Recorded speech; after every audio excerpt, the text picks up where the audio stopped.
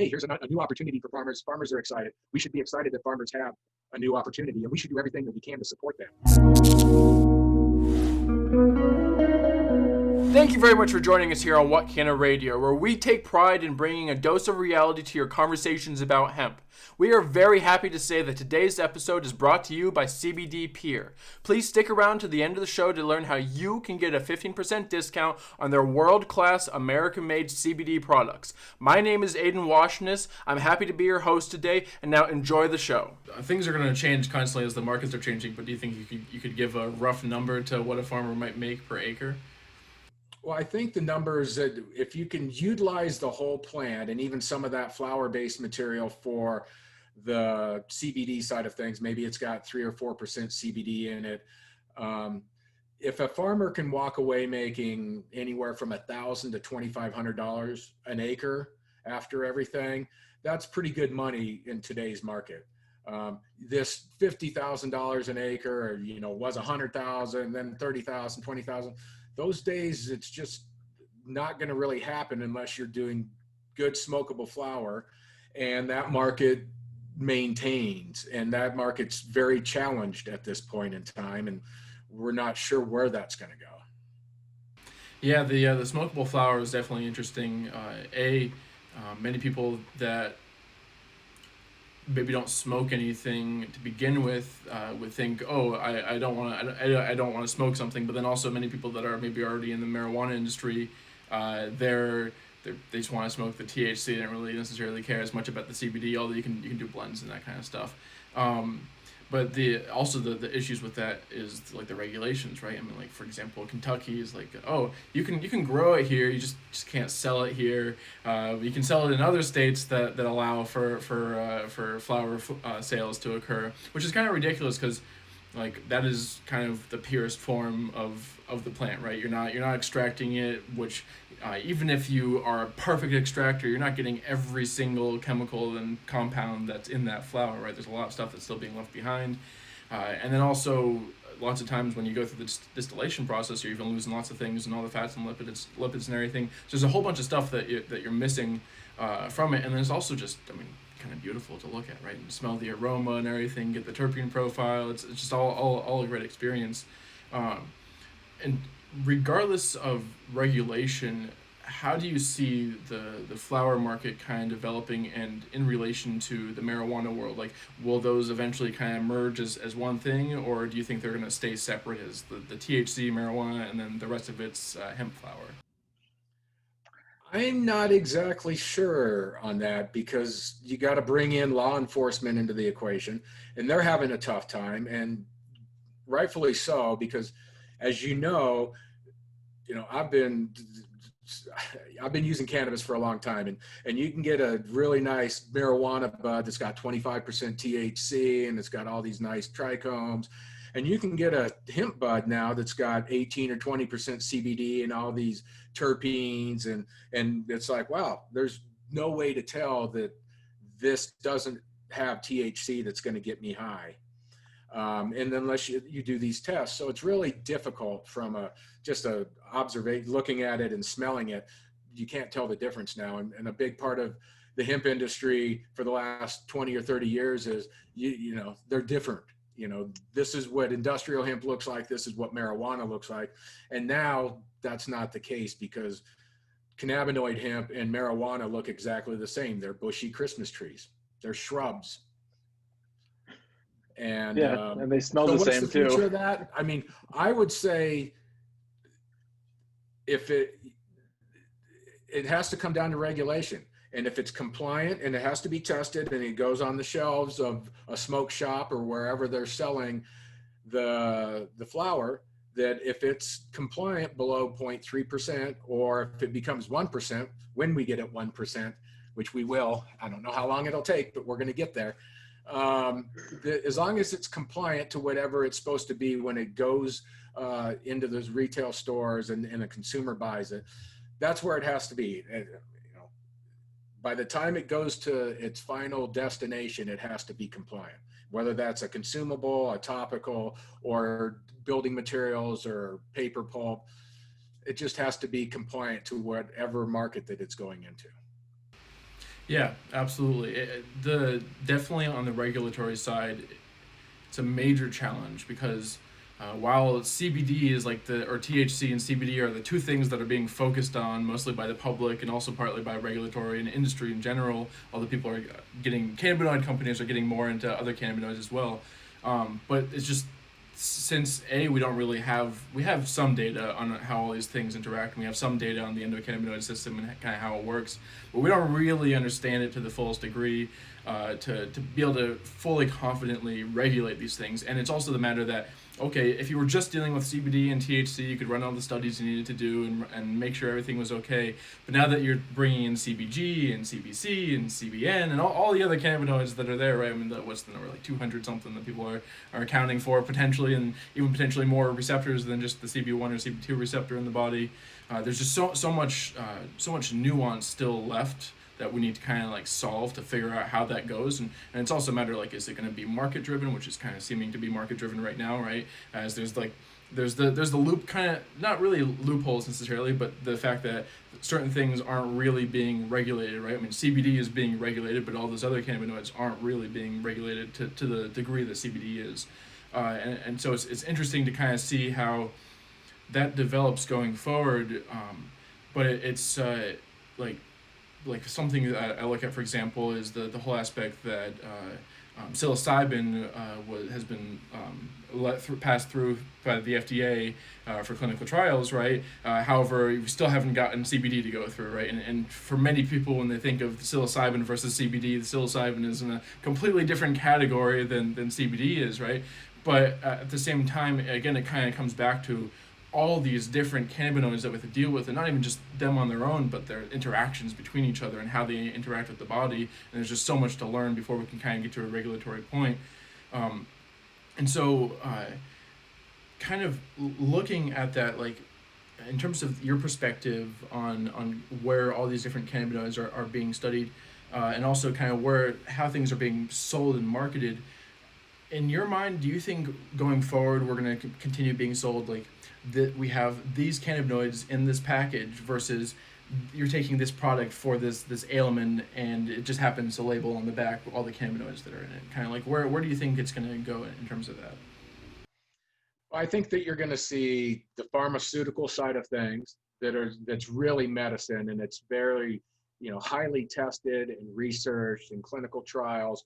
And you've already got Epidiolex out there that GW Pharma's put out, and they've gone through clinical trials for 8 or 10 years or however long that they did that. And they really know specifically this treats, this type of epilepsy and this type of epilepsy. And then you're going to have the dietary supplement side where, we just look at this as CBD is just another dietary supplement or full spectrum hemp oil that's got a variety of different cannabinoids and terpenes and other phytonutrients, and it's all below 0.3%, or maybe it's THC free. But that's just a supplement. And at this point in time, there's enough research out there where we know that there's not a lot of adverse reactions. CB Sciences has been very diligent about gathering market data for their products since 2013. And they've got really good data as to the products that they put on the market, and the number of adverse reaction is lower than most natural products that are out there in the natural products marketplace. So we do have research going on that, cannabinoids are safe. And maybe if you're pulling out a CDC or CBN or whatever, something that's a minor cannabinoid, and all of a sudden it's like the main ingredient in something, and what's the effects of that if you're taking it in high dosages?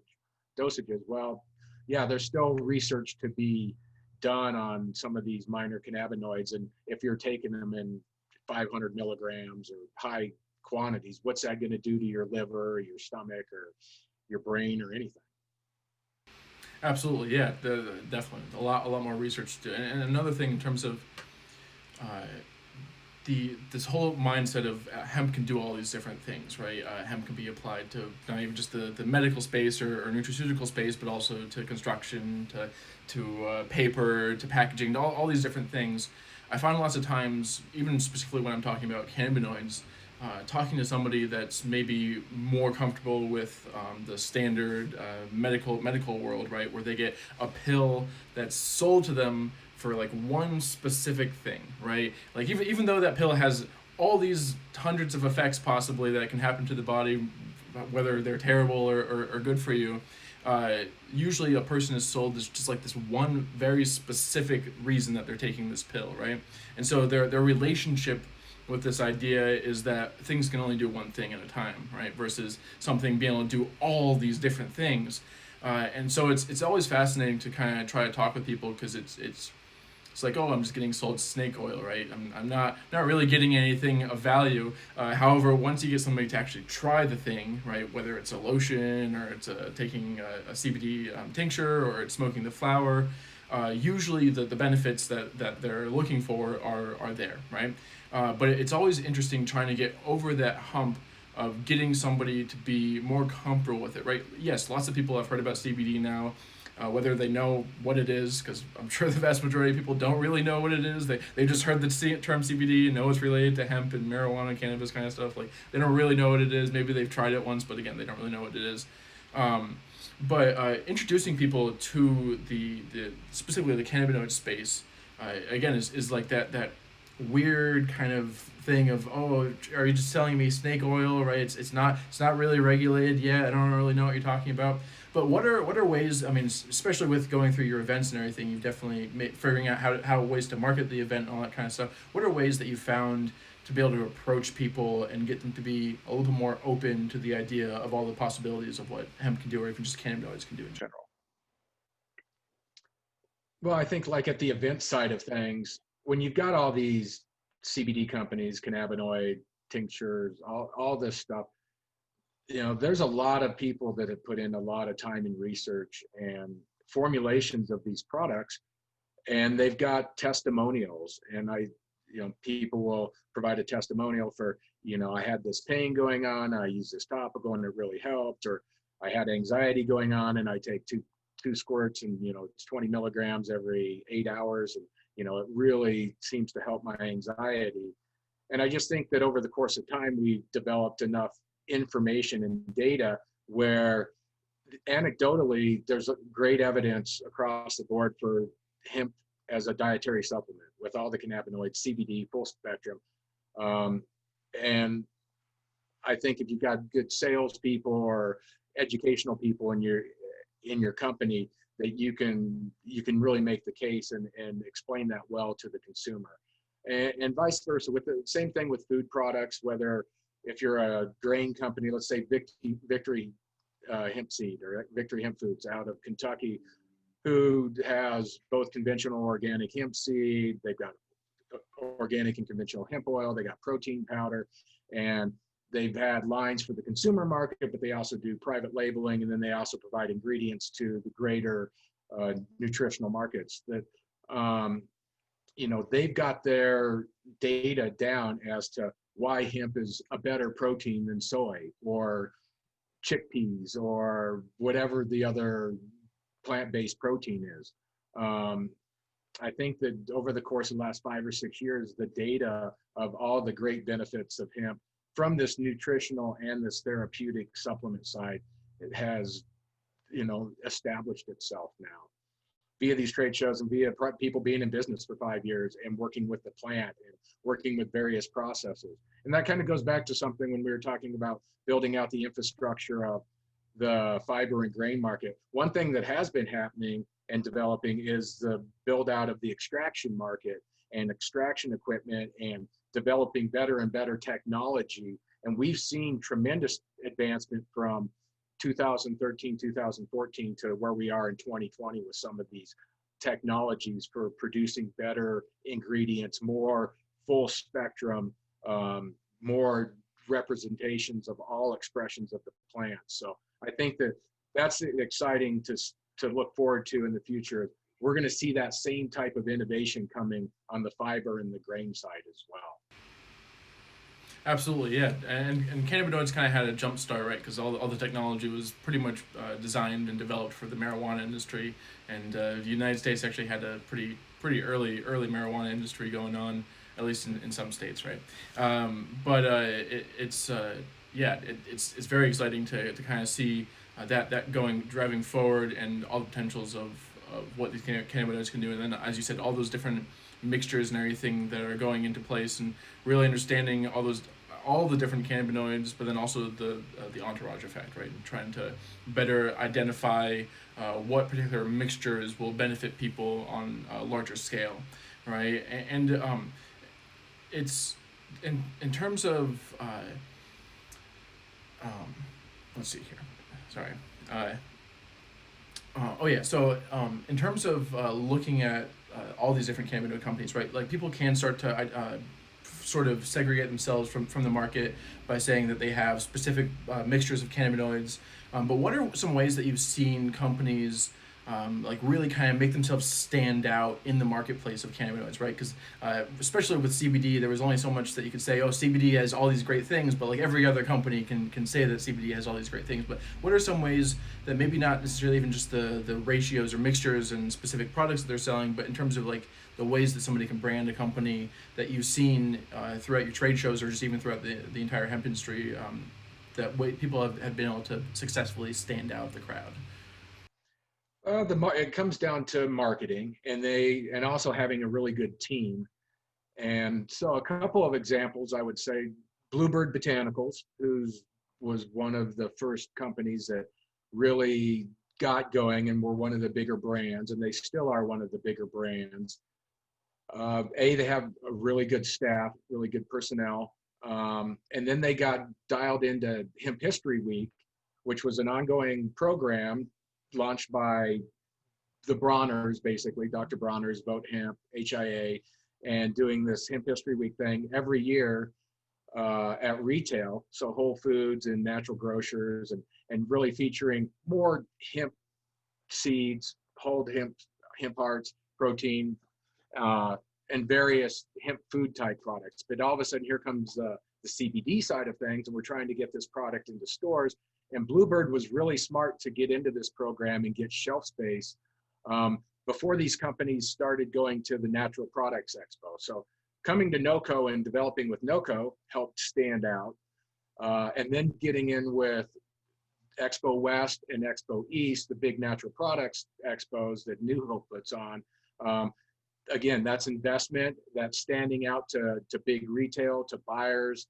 And that's how some of these brands have got to be where they are. CD Sciences, Green Roads, CB Distillery, and then jumping on to radio. There's several companies that advertise on iHeart that I hear in Colorado, and I've heard in California, I've heard in other markets that are on iHeart Radio, like CB Distillery. And some of these companies that do that, they're advertising direct to the consumer. Oh, CBD, I'm going to go to that website and I get 20% off. I use this DJ's name as the code. And these companies have been doing 20, 30, 40, $50 million a year the last couple of years. And they've been able to find their niche in a marketing place that, where there's not a lot of competition.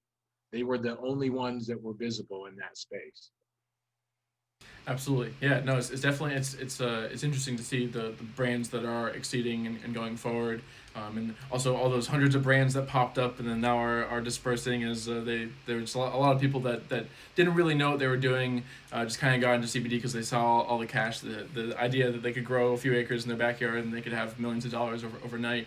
But yeah, seeing having that kind of in-person interaction, especially at the events and everything, is, I think, very important, because you need to have that, especially in the hemp industry, where you need to really break through these barriers of education. There's only so much you can throw into an advertisement. And you were saying that kind of earlier on, before you started NOCO, lots of the events were just very enthusiast-based. But when you started, were the people showing up to the event more the enthusiasts? And then kind of how has that developed over to now? Like, are most of the people going to to your events mostly enthusiasts, or are you getting more just industry people that just happen to see hemp as an opportunity and they kind of want to cash in on it? Well, we've always really marketed as a hybrid event for both the industry and the consumer. So it's been a B2B show and a B2C show, and it's been this hybrid since we started. And I would say that probably 60% would be industry oriented. But I think that it's really important, it has been important at this point in time, to get into the marketplace to help educate the consumer about, hey, here's hemp, it's cannabis, but it's not marijuana, and here's the differences. And by the way, look at all these cool products that you can buy that are good for you, and you can get clothing, it's good for the environment. And hey, vote with your wallet. These are local businesses, they're entrepreneurs, or people that are trying to do right by the earth. And so that's the message that we've been spreading, and it's been growing. And our intention and our plans is to keep with that same program of having it a hybrid, working hard to educate the general consumer, but also providing a forum and a platform so the industry can get together, we can do business together, we can learn together, we can do education, and we can come up with messaging and narratives for government, for lobbying, for regulatory processes, and to market to the general consumer. Absolutely, yeah. No, it's always a great story to be able to sell, right? You can literally say like, oh yeah, these farmers that are your neighbors grew this material, and you're now wearing that shirt on your back that was grown in like your community or even in your country, right?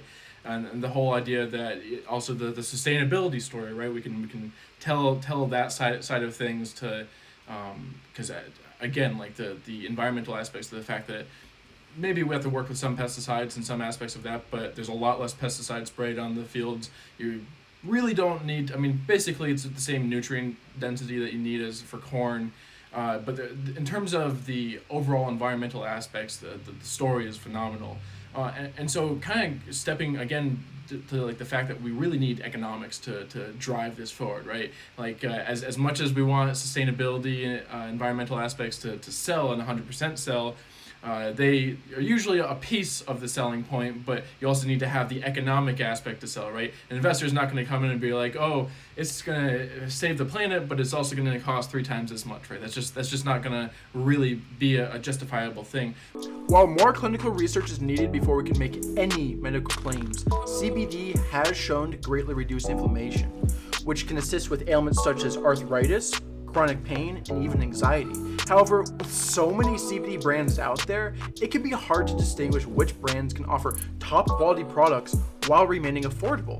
Well, thanks to today's sponsor, CBD Pure, we can bring you just that. With decades of experience in the supplement industry, CBD Pure's team is offering What Canna Radio listeners a 15% discount to their American-made, high-quality, and yet affordable products.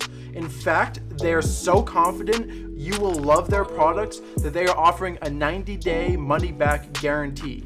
Just use the discount code WCD at checkout or click on the link in the description to get your 15% discount. We hope you enjoy their products just as much as we do. And now back to the show. What are some ways that you think, like, I mean, I understand ways of enticing the consumers, right? The environmental aspects, and even just potentially a better piece of clothing, something that will last longer. The paper is better for you. All the kind. There's so many benefits to the materials themselves and to the consumer end. But what are ways that you think we can entice investors to kind of come on board to this? Because I know a lot of investors that were watching the CBD space and they kind of got scared from it, right? From the regulation standpoint in terms of the FDA, not really knowing where that's going to land.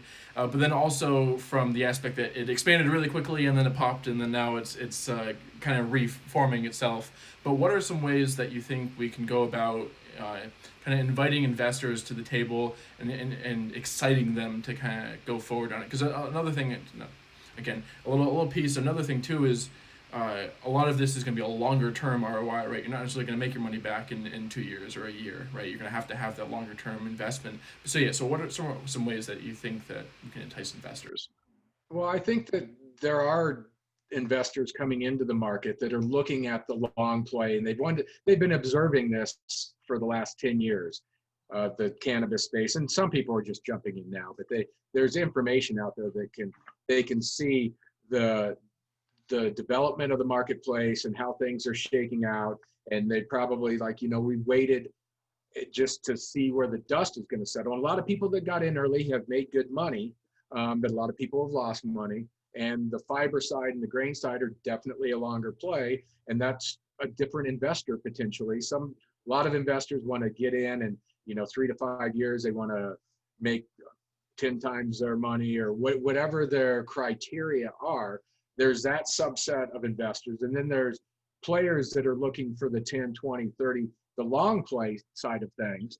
And maybe there's these legacy investors that come from fossil fuel that are, made billions of dollars. And it's like, man, I really screwed up the earth by making all this money.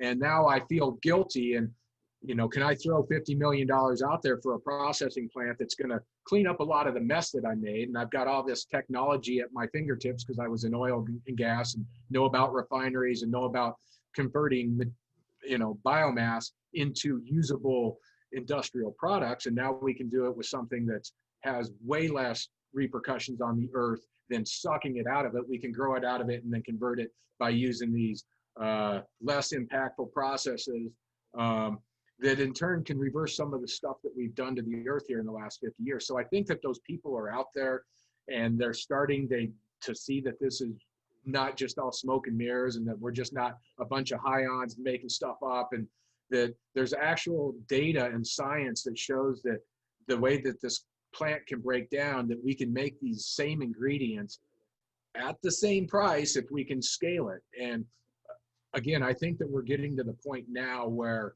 these technologies exist and they've been proven on smaller scales, and we get through this regulatory process, and I think that we're going to clear some hurdles. But I still think we've got this year or two with the USDA and the FDA really clarifying things, because I don't think we're going to have any clarity this year. And next year is still going to be argumentative stuff coming from the industry and the DEA and maybe a lawsuit. It's just going to still take a little bit of time to get there. And the CBD market and the CBG market and this cannabinoid market is going to shake out. But if you look at a lot of these market reports and the projections going through 2024, 2025, 2027, it's still a hockey stick. And that's all the way across the supply chain. So there's economic opportunity in all facets of it for people that are smart. And so there's opportunity right now, and people are getting in right now.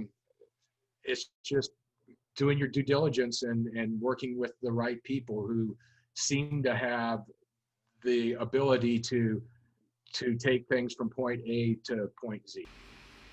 Absolutely, yeah. The trying to pick from the scam artists through to the people that are actually serious and have that game plan in place, and even just some knowledge of how to do so, right? Because there's a lot of people that are. I mean, it's lessening now as it's becoming more serious of a marketplace and more mature, right? As we're getting more industry kind of coming in. But of course, we had all those scam artists in the cannabinoid industry that were selling bunk seeds. Or I even was talking to somebody that was saying maybe you're more familiar with this. Some places in Colorado, people were gonna grow flower or CBD plants that were gonna go hot, or was selling growing fiber plants or seed plants so that it would then breed with the other people's cannabinoid plants, and basically like blackmailing them and saying that if you don't pay us this X amount of money, we're going to grow this plant that's going to potentially damage your crop.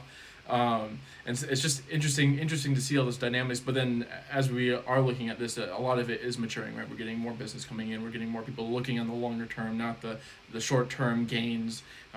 Short-term gains are great at times, but they can also come with lots of hurdles to overcome longer term, and lots of times it's too good to be true, right? And it doesn't really shape out quite where it needs to be.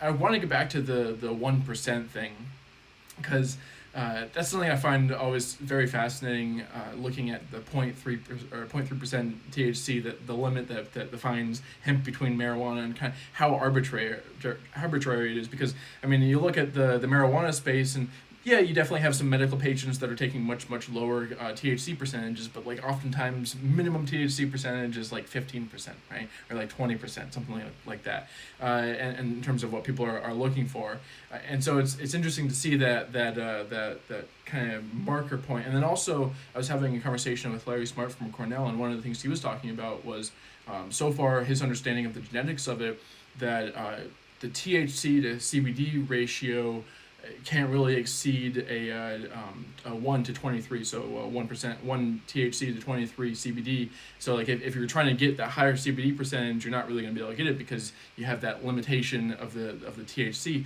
And so you mentioned that this may be changing. What, like, first off, what is the reasoning behind the 0.3%? And then also, how do you think changing it to that 1% will kind of better the hemp market and kind of moving things forward? The zero point 0.3 thing started back in 1975, some Canadian guy, or 76, 77. There's a story about the Canadian scientist guy who came up with this arbitrary number. And he evidently, I think, feels guilty about it because it wasn't really meant to be this differentiator. So it's an arbitrary number that's been out there. Europe was at 0.3. They're mostly at 0.2. There's a few places that are different. Switzerland's 1%. Canada's 0.3. China really isn't anything. And here in the US, we adopted that 0.3 basically from Canada. A lot of the lobbying efforts have come from HIA and Vote Hemp and Canadian influence. And that's how we ended up with 0.3 in Colorado in 2012 with Amendment 64. And that's how we ended up with 0.3 in 2014 with the first Farm Bill and launching all these pilot programs. And what's happened is because we didn't have a lot of certified genetics in the United States, things were being brought in from Europe, things were being brought in from Canada, things were being brought in from China, things were being brought in using feral hemp from Kansas and Iowa and Oklahoma and wherever else feral hemp's been growing. And then all of a sudden there's all these genetics that have been developed by all these underground weed growers that are doing, dropping down the THC, breeding that out and bumping up the the CBD. And none of that stuff was certified and none of it was stable to really go out and grow in various different localities. So because of all these different situations, I mean, we haven't been growing hemp on a commercial scale in the United States since the 30s or the 20s. We outlawed it, but we just haven't been doing it here. So we don't have genetics that are stable. And so what's happened over the last 5 or 6 years, we've got all these farmers planting stuff that's not stable and it's going over this 0.3% unintentionally. And then they have to destroy their crop. And so then it's a complete loss. It's not like they're trying to grow marijuana. Nobody's trying to grow marijuana here. And why punish the farmers? The farmers get punished year in and year out by our system. And they're continued to be punished. And here's a crop that's providing, hey, here's a new opportunity for farmers. Farmers are excited. We should be excited that farmers have a new opportunity, and we should do everything that we can to support them. And putting this burden on them being responsible for this 0.3%, when that stuff can be taken care of downline in processing and manufacturing. So by the time it hits shelves, if it's for a consumable product or a topical product that's to be regulated that has no THC or below 0.3%, whatever that is, that can easily happen. But that burden should not have to fall on the farmer.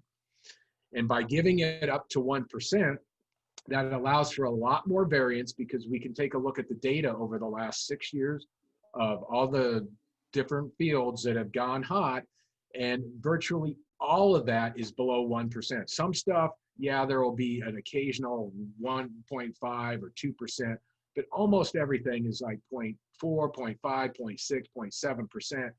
And there should be a way to remediate that during processing. Nobody should be fined. As long as it's compliant by the time it gets to where it needs to go, all should be good. We shouldn't be dedicating resources and energy and funds to worry about this problem because it doesn't do anybody any good. It's just dumb. That's what it is. It's just dumb. Thank you very much for joining us here on What Canna Radio, where we bring a dose of reality to your conversations about hemp every Monday, Wednesday, and Friday at 3 p.m. Eastern. If you enjoyed what you heard, please smash that like button below for our YouTube overlords. And if you haven't already, subscribe to our channel so you can be the first to know the secrets we reveal. If you need another dose of reality right this moment, check out the video up here, or if you want to see what YouTube has to offer you, check out the videos over here or down below. Thank you very much for joining us and have a mind-expanding day.